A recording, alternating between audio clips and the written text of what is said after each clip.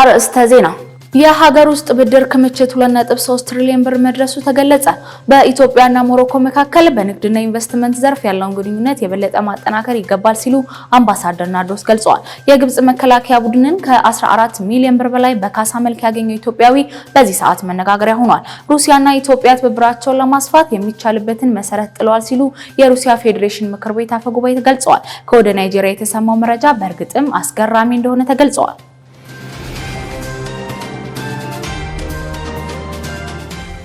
ሰላም አለይኩም ወራህመቱላሂ ወበረካቱ። የተከበራችሁ ተመልካቾቻችን የነጃሺ መረጃችን ጀምሯል። ከመረጃዎቹ ጋር ኢማም መሐመድ ነኝ። ቀዳሚ ወዳደረግነው መረጃ ስናመራ የአገር ውስጥ ብድር ክምችት 2.3 ትሪሊዮን ብር መድረሱ ተገለጸ። የገንዘብ ሚኒስቴር ኢትዮጵያ ያለበትን የውጭ ብድር መጠን በተመለከተ የወጡ የተሳሳቱ ዘገባዎችን አስተባብሏል። ሚኒስቴሩ እንደገለጸው እንደ አውሮፓውያን አቆጣጠር እስከ 2024 መጨረሻ ድረስ የኢትዮጵያ የውጭ ብድር መጠን የመንግስት ልማት ድርጅትን ጨምሮ 31.6 ቢሊዮን የአሜሪካን ዶላር ሲሆን የሀገር ውስጥ ብድር ክምችት ደግሞ 2.3 ትሪሊዮን ብር ደርሷልም ብሏል። ባለፈው ሳምንት በኢትዮጵያ ኢኮኖሚክስ ማህበር የወጣው ሪፖርት በማጣቀስ እያንዳንዱ ኢትዮጵያውያን ያለበት የውጭ ዕዳ መጠን $575 መድረሱን ተነገረ በሚል ርዕስ የወጣው ዘገባ ላይ ግድፈቶች እንዳሉ የገንዘብ ሚኒስቴር ገልጿል። ዘገባው ኢትዮጵያውያን እንደ አውሮፓውያን አቆጣጠር እስከ 2023 ድረስ የነበራት የውጭ ዕዳ መጠን $28.5 ቢሊዮን ሆኖ ሳለ $62.5 ቢሊዮን በማለት ማቅረቡ የተሳሳተ መሆኑን ሚኒስተሩ አብራርተዋል። በኢትዮጵያና በሞሮኮ መካከል በንግድና ኢንቨስትመንት ዘርፍ ያለውን ግንኙነት የበለጠ ማጠናከር ይገባል ሲሉ አምባሳደር ናርዶስ አያሌው ገለጹ። የኢፌድሪ ሚስዮን ከካዛብላንካ የንግድ ኢንዱስትሪና አገልግሎት ምክር ቤት ጋር በመተባበር የሀገራችን የቡና ላኪዎችን ከሞሮኮ ቡና አስመጪዎችና በቡና ዘርፍ ከተሰማሩ ተቋማት ግለሰቦች ጋር የሚያስተሳስር የቡና ንግድ ፎርም በካዛብላንካ ከተማ ተካሂዷል። በፎርሙ ላይ በቡና ኤክስፖርት ላይ የተሰማሩ የሀገራችን ኩባንያዎች፣ የኢትዮጵያ የባህር ትራንስፖርትና ሎጂስቲክ አገልግሎት ድርጅት ወኪል፣ የሞሮኮ ቡና አስመጪዎችን ጨምሮ በዘርፉ የሚገኙ ቁልፍ ተዋናዮችም ተሳትፈው አድርጓል ተብሏል። በሞሮኮ የኢትዮጵያ ባለሙሉ ስልጣን አምባሳደር የሆኑት አምባሳደር ናርዶስ አያሌው ሁለቱ ሀገራት ረጅም የዲፕሎማሲና የባህል ግንኙነት ካላቸው አንጻር በንግድና ኢንቨስትመንት ዘርፍ ያለውን ግንኙነት የበለጠ ማጠናከር እንደሚገባ ገልጸዋል። አምባሳደር ናርዶስ ሞሮኮ ውስጥ ያለው የዳበረ የቡና ተጠቃሚነት እንዲሁም ጥራት ላለው ምርት የሚሰጡ ትኩረት ጠንካራ መሆኑ ሞሮኮ ለሀገራችን ቡና አይነተኛ ገበያ ያደርጋልን ብለዋል። የካዛብላንካ የንግድ ኢንዱስትሪ አገልግሎት ምክር ቤት ፕሬዝዳንት ሐሰን በርካኒ የኢትዮጵያ ቡና ተፈጥሯዊ ጣዕም ጥራት ያለው በመሆኑ በሞሮኮ ተመራጭ እንደሚያደርገውም ገልጸዋል። ፎርሙ የሀገራቱን የቡና ነጋዴዎች ተቀራርበው እንዲሰሩ ምቹ ሁኔታዎችን የሚፈጥር መሆኑን አሳውቋል። መረጃው የውጭ ጉዳይ ሚኒስቴር ነው። የነጃሺ መረጃችን አሁንም እንደቀጠለ ነው። የግብጽን መከላከያ ቡድን ከ14 ሚሊዮን ብር በላይ በካሳ መልክ ያገኘው ኢትዮጵያዊ በዚህ ሰዓት መነጋገሪያ ሆኗል። ሄኖክ አዱኛ 107,000 የአሜሪካን ዶላር በካሳ መልክም ተከፍሎታል። ሄኖክ አዱኛ ባለፈው ዓመት የቅዱስ ጊዮርጊስ ቆይታውን ካገባደደ በኋላ ለግብጹ ሐራስ አልሁዳድ ለመጫወት ባለፈው ክረምት ወደ ካይሮ ማምራቱ የሚታወስ ነው። በክለቡ ውል ቢኖረውም ከወራት ቆይታ በኋላ ከክለቡ ጋር ያለውን ቆይታ ሳይታሰብም ይቋረጣል። አንዳንድ መረጃዎች እንደሚያመላክቱት አሰልጣኙ ቢፈልገውም የቦርዱ አመራሮች ግን እንዴት ኢትዮጵያዊ ተጫዋች የመከላከያ ቡድናችንን ይፈርማል በማለት እንዲሰናበት እንደተደረገም ይነገራል። ሄኖክ አዱኛ በመሰናበቱ ወኪሉም ለፊፋ ከሶ ተጫዋቹ ካሳ ማግኘቱን ዛሬ ይፋ አድርጓል። በዚህ መሰረት የግብጽ 5,361,884 ፓውንድ በካሳ መልክ እንዲከፈል ተወስኗል። ይህም በዛሬው ገበያ ወደ 14,526,837.83 የኢትዮጵያ ብር እንደሆነም ተገልጿል።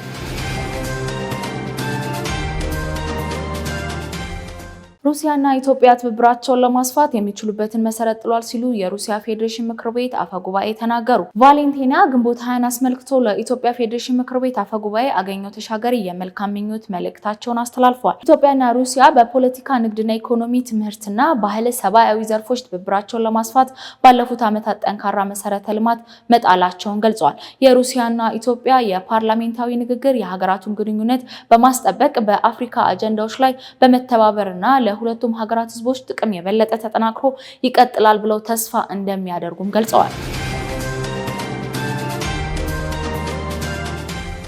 እስራኤል በጋዛ ላይ ያደረሰች ባለው የዘር ማጥፋት ወንጀል በርካታ አጋሮቿ ዘንድ ተቀባይነት እያጣች ትገኛለች። በዚህም ለረጅም ዓመታት አጋሮቼ ናቸው ብላ ከምታስባቸው ሀገራት ጭምር የንግድ ስምምነታቸውን እያቋረጡባትና ማዕቀብ እየጣሉባት መገኘቱ ተሰምቷል። ዝርዝር መረጃውን ዙበይዳ ሐሰን አዘጋጅተዋለች። እስራኤል በንጹሃን ፍልስጤማውያን ላይ በምታደርሰው ግፍ ከበርካታ የዓለም ሀገራት ተቃውሞ እየተበራከተባት መጥቷል።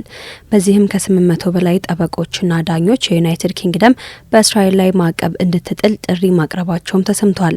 ከ800 በላይ የህግ ባለሙያዎች፣ ምሁራንና የቀድሞ ዳኞች ፊርማቸው ያረፈበት ደብዳቤ እንደሚያሳየው ዩናይትድ ኪንግደም በእስራኤል መንግስትና በሚኒስትሮቿ ላይ ማዕቀብ መጣል በጋዛ የዘር ማጥፋትን ለመከላከልና ለመቆጣጠር እርምጃ መውሰድ አለባትም የሚል ነው። ለጠቅላይ ሚኒስትር ኬር ስታርመር የተላከው ግልጽ ደብዳቤ የብሪታንያ መንግስት እስራኤል እየፈጸመች ያለችውን ከባድ የዓለም አቀፍ ህግ ጥሰትን ለማስቆም ተጨባጭ እርምጃ እንዲወስድም ጠይቀዋል። በጋዛ የፍልስጤም ህዝብ ላይ የሚደርሰውን ውድመት ለመከላከል አስቸኳይና ወሳኝ እርምጃ ስለሚያስፈልግ ስታርመር አፋጣኝ ምላሽ እንዲሰጥም እናሳስባለን ብለዋል። ዳኞቹ በላኩት ደብዳቤ የቀድሞ ጠቅላይ ፍርድ ቤትና የይግባኝ ሰሚ ፍርድ ቤት ዳኞችን ጨምሮ በከፍተኛ የህግ ባለሙያዎች የተፈረመበት ደብዳቤ እንግሊዝ፣ ፈረንሳይና የካናዳ መሪዎች በቅርቡ የሰጡትን መግለጫ በጋዛ ላይ እየደረሰ ያለውን ስቃይ የማይታገሱ መሆኑን በመጥቀስ መንግስታት እርምጃ ለመውሰድ መዘጋጀታቸውንም የሚጠቁም መሆኑም ተካቶበታል። ሌላው የእስራኤልን ወደር የለሽ ግፍ ድርጊት አልቀበልም ያለው ጀርመን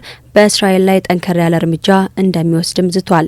የጀርመን የውጭ ጉዳይ ሚኒስተር በእስራኤል ላይ ያልተገለጹ እርምጃዎችን ለመውሰድ መዘጋጀቱንም በማሳወቅ በርሊን የሰብአዊ ህግን ለመጣስ የሚያገለግሉ መሳሪያዎችን ወደ ውጭ አትልክም በማለት የጀርመን የውጭ ጉዳይ ሚኒስተርና ቻንስለር ፍሬድሪክ ሜዝ በጋዛ ላይ በጣም ከባድ ተግሳጻቸውን ገልጸዋል። የውጭ ጉዳይ ሚኒስተር ዮሐንስ ዋዴፐር ለሀገሬው ሬዲዮ ጣቢያ በሰጡት መግለጫ ጀርመን ለእስራኤል የምታደርገው ታሪካዊ ድጋፍ የጦር መሳሪያ እንደማይሆን ተናግረዋል። ቀደም ሲል ሜርዝ በፊንላንድ በተደረገው ጋዜጣዊ መግለጫ ላይ በሰጡት አስተያየታቸው ሐማስን መዋጋት አስፈላጊነት የለውም፣ ትክክልም አይደለም በማለት በጋዛ ላይ የሚደረገው የአየር ድብደባዎች ተቃውሟቸውን አሰምተዋል። በቂ የሆነ እርዳታ ባለማግኘታቸው ሳቢያ በከፋ ችግር ውስጥ የሚገኙት ፍልስጤማውያንና በየቀኑ በእስራኤል ቦምብ ጥቃት ህይወታቸው የሚያልፉ ንጹሃንን ማሰብ እጅግ ይከብዳል ሲሉም የተባበሩት መንግስታት ድርጅት ዋና ጸሐፊ ቃል አቀባይ ስቴፋኒ ዱጃሪክ ተናግረዋል። ቃል አቀባዩ አክለውም እኛና አጋሮቻችን ለተጎዳው የጋዛ ህዝብ እርዳታ ለማግኘት በአባል ሀገራት የተደገፈ ዝርዝር በመርህ ላይ የተመሰረተ ተግባራዊና ትክክለኛ እቅድ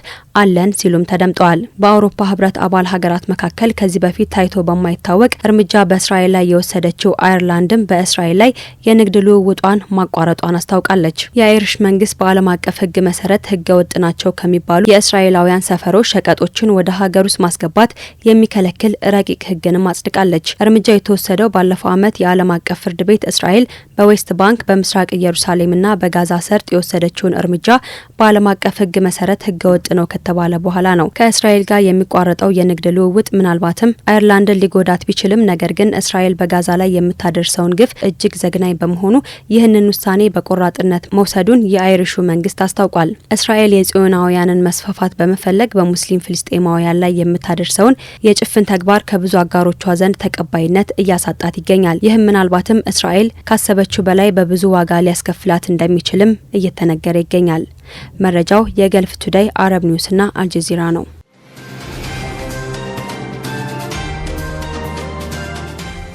የስፔስ ኤክስ የህዋ ጉዞ ሙከራ ከሸፈ።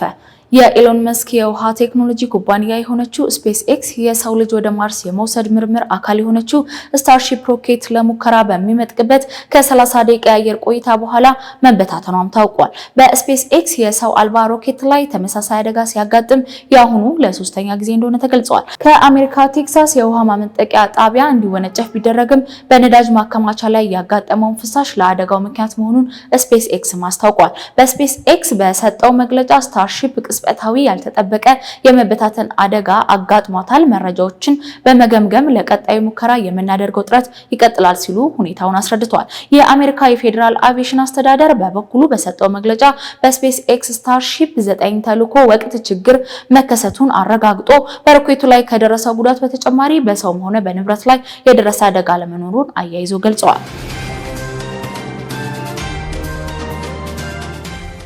ከወደ ናይጄሪያ የተሰማው መረጃ በእርግጥም አስገራሚ ነው።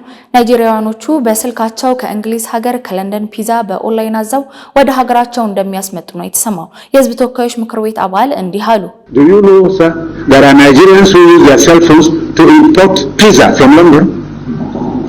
Buy in London, they bring it on British Airways in the morning to pick up at the airport. አለቃይ ያውቃሉ የተወሰኑ ናይጄሪያውያን ፒዛ ከለንደን እንደሚያዙና በብሪታንያ አየር መንገድ በጠዋቱ ከኤርፖርት እንደሚቀበሉ። የናይጄሪያውያኑ ድርጊት ትኩረቱን መሳቡና በህዝብ ተወካዮች ምክር ቤት ጭምር መነጋገሪያ መሆኑንም ቀጥለዋል። 3D የሆነው የቪዲዮ ጥሪ ስርዓት ጉግል ቢም ይፋ አደረገ። በጉግል ኩባንያ የበለጸገ ጉግል ቢም የቪዲዮ ጥሪ መተግበሪያ በአርቲፊሻል ኢንተለጀንስ ቴክኖሎጂ ታግዞ የሚሰራ ነው። መተግበሪያው ከተለያዩ ቦታ ሆነው የቪዲዮ ጥሪ ለሚያደርጉ አካላት በአካል የመገናኘት ያህል ስሜት የሚፈጥር መሆኑን ኩባንያው አስታውቋል።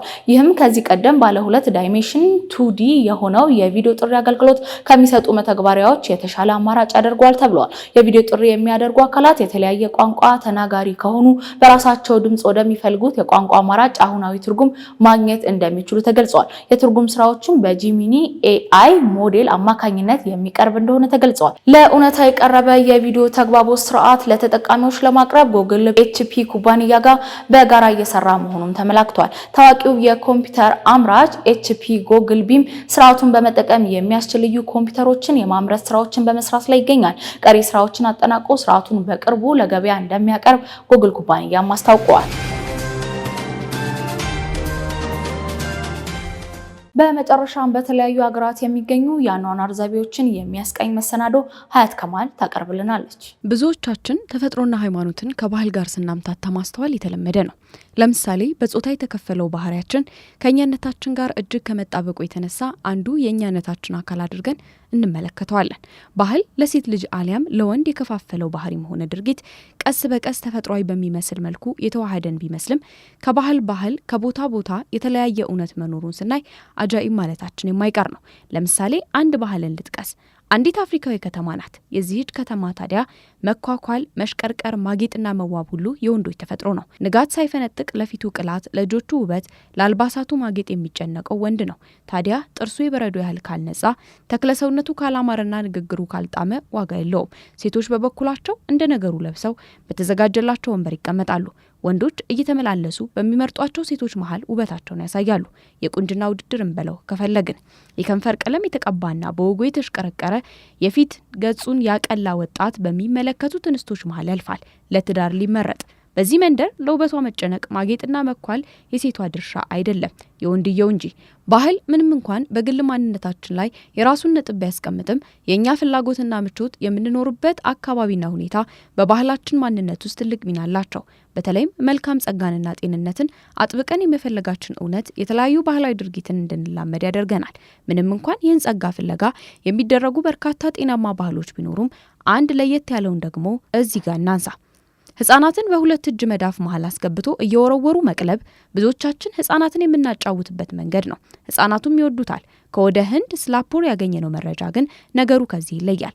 ህጻን ልጅ ሲወለድ እድሉ እንዲያምር ክፉ እንዳይነካውና ጤነኛ ህይወት እንዲኖረው በሚል 50 ጫማ ርዝመት ካለው ህንጻ ላይ ቁልቁል ይወረውሩታል። ታዲያ ህጻኑ ቁልቁል ከህንጻው ሲምዘገዘግ ከስር ልጁ መሬት እንዳይወድቅ ጨርቅ ይዞ የሚጠብቁ በርካታ ሰዎች ይኖራሉ። የወላድ አንጀት እንዴት ያስችላት ይሆን? የህጻናትን ነገር ካነሳን አይቀር ወደ ጃማይካ ጎራምበል። በጃማይካ በቻይናና በህንድ አንዳንድ አካባቢዎች እናት ልጅ በምትወልድበት ወቅት የእንግዴ ልጅ እየተባለ የሚጠራው ከሆዷ የሚወጣ አካል መመገብ የባህሉ አንድ አካል ነው። ኢንዶኔዥያውያን በተለይም ከሰው ሞት ጋር በተያያዘ አስገራሚ ባህሎች አሏቸው። ለምሳሌ አንድ የቤተሰብ አባል ሲሞት የጎሳው አባል የሆነች ሴት ከዓይኖቿ የፈሰሱት እንባዎች የልቧ ማዘንና መረበሽ በቂ አይደለም፣ የመንፈስ ህመም ብቻ በቂ አይደለም ብለው የሚያምኑት የዳኒ ጎሳ አባላት ሴቶች ጣቶቻቸውን መቁረጥ እንዳለባቸው ያምናሉ። እናም ጣቶቿን ይቆርጣሉ። በዚህም በመናፍስት ምክንያት ከሚመጣው መቅሰፍት እንድናለን ብለው ያምናሉ። እዛው ኢንዶኔዥያን ቆይና በእኛ ሀገር ባህል አንድ ሰው ሲሞት ደረት ቢደቃ ዋይ ቢባልና ቢለቀስም ሟቾችን መቅበር በተሻለ ፍጥነት የሚደረግ ተግባር እንደሆነ በአንዳንድ የሀገራችን ክፍል ይስተዋላል። በኢንዶኔዥያ የሚኖሩ የቶረጃ ነዋሪዎች ግን የሞተን ሰው እንደ መቅበር የሟችን ሬሳ በውብና የተመረጠ ልብስ አስውበው ልክ ሰርግ ወይም ልዩ ዝግጅት ላይ እንደሚታደም ሰውነቱ በሚገባ አጽድተው ከቤት ውስጥ በክብር ያስቀምጡታል። አብረውትም ይኖራሉ። ሙት አካሉ እዚያው በሚቆይበት ወቅትም እንደሚሰማና እንደሚያይ ታስቦ የቤተሰቡ አካል እንደሆነ ይቀጥላል። ለአንድ ኢትዮጵያዊ ከሙት ጋር ውሎ ማደር ምን አይነት ስሜት ሊፈጥር እንደሚችል ማሰብ ከባድ አይሆንም። ግን ይህ በዚህ ሀገር ባህል ነው። ማህበረሰብ በባህሉ ሲገለጥ ብዙ የሚከበርና በመልካም እሴቶች የሚልቅ ልኬት ይኖረዋል። አንድ ማህበረሰብ ለራሱና ለሌላው የሚሰጠው ክብር ለእምነቱና ለእውነቱ በሚሰጠው ቦታ ባህሉን ልንለካው እንችላለን። አንዳንድ ማህበረሰቦች ባህላቸው የሰውን ልጅ ብቻ ሳይሆን እንስሳንም ጭምር የሚያከብሩበት ስነ ስርዓት ያስተምራቸዋል። በባንኮክ ታይላንድ ይህ ይንጸባረቃል። ድንገት ወደ ታይላንድ ብታመሩና ከ3000 ኪሎ ግራም በላይ ፍራፍሬና አትክልቶች የሚስተናገዱበት የምግብ ብፌ ፌስቲቫል ብንመለከት እንዲች ብላችሁ ወደ ቀረበው ምግብ እንዳትጠጉ። ዝግጅቱ በየዓመቱ ህዳር የሚካሄድ የምግብ ድግስ ነው። ምግቡም የሚቀርበው ለጦጣዎች ነው። አዎ ጣፋጭና ትኩስ ፍራፍሬዎች በወጉ ተደርድረው የሚጠብቁት ጦጣዎችን ሲሆን በጥቂት ሰዓት ውስጥ ብዙ ቁጥር ያላቸው ጦጣዎች የቀረበላቸው ምግብ ለመመገብ ወደ ቦታ ይመጣሉ። ምንም እንኳን ገንፎ ገንፍቶ በቂቤ አጥለቅልቆ ጅብን ለሚያበላ ኢትዮጵያዊ ይህ ብዙ ላይ ያስገርም ይችል ይሆናል። ነገር ግን ይህን ጦጣ የመመገብ ዓመታዊ ትርኢት ለመታደም ወደ ከተማይቱ የሚጎርፉ የጎብኚ ብዛትን መመልከት የበለጠ ሳያስገርመን የሚቀር አይመስልም።